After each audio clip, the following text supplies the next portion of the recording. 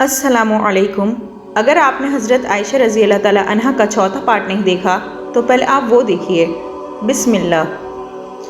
حضرت عائشہ کے پاس ایک مکان تھا جو حضرت عائشہ نے حضرت معاویہ کو بیچا اور ساری رقم صدقے میں دے دی تھی۔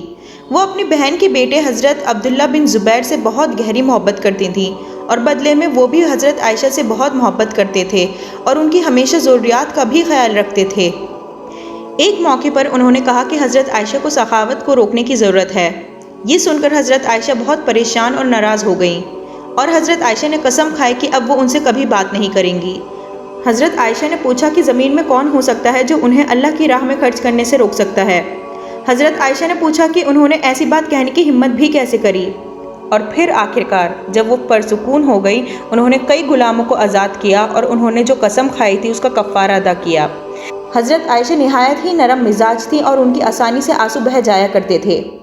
ایک موقع پر جب ایک غریب خاتون 2 چھوٹے بچوں کو لے کر حضرت عائشہ کے دروازے پر آئیں تو حضرت عائشہ کے گھر میں صرف 3 کھجوریں تھیں۔ انہوں نے وہ کھجوریں اس غریب خاتون کو دے دی۔ اس غریب عورت نے اپنے بچوں کو ایک ایک کھجوریں دیں۔ اس کے بعد وہ بھی ایک کھجور کھانے لگی۔ بچوں میں سے ایک نے جلدی سے اپنے حصے کی کھجور کھا لی تھی۔ پھر اس بچے نے ترستی نگاہوں سے اپنی ماں کو دیکھنا شروع کر دیا۔ ماں اپنے بچے کی بھوک کو نہیں دیکھ پائی اور اپنے منہ سے وہ کھجور نکال کے 2 حصوں میں کر دی اور دونوں بچوں کو دے دی۔ جب حضرت عائشہ نے یہ دل دہلانے والا منظر دیکھا تو وہ اپنے آنسو پر قابو نہیں کر پائیں۔ حضرت عائشہ ایک باحیا، پاکیزہ اور پرہیزگار خاتون تھیں۔